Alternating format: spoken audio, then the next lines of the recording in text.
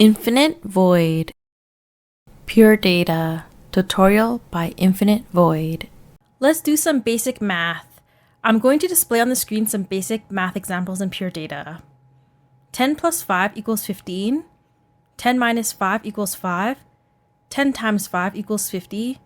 10 divided by 5 equals 2. You can try different arithmetic by changing the numbers, and pure data will calculate all the math for you. For example, I'll change all the 10s to 5s. 5 plus 5 equals 10.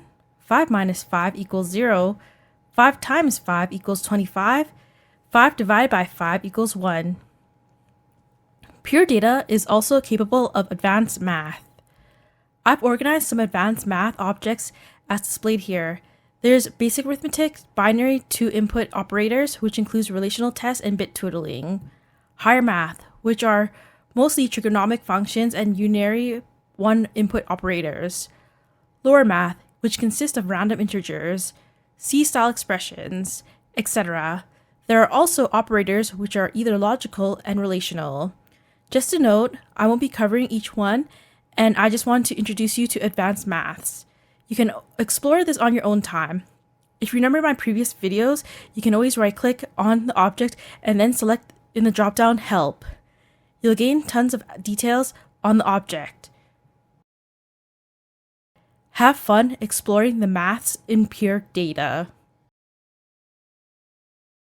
As previously mentioned in another video, I have a digital online book on the software Pure Data.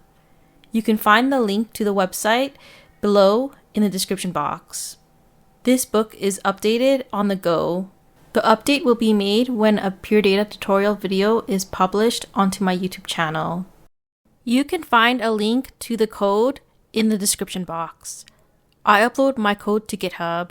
I believe it's important to make your code available so that others can learn from your code. This is why I often share and upload my code to GitHub, so it can help others grow. Thanks for watching!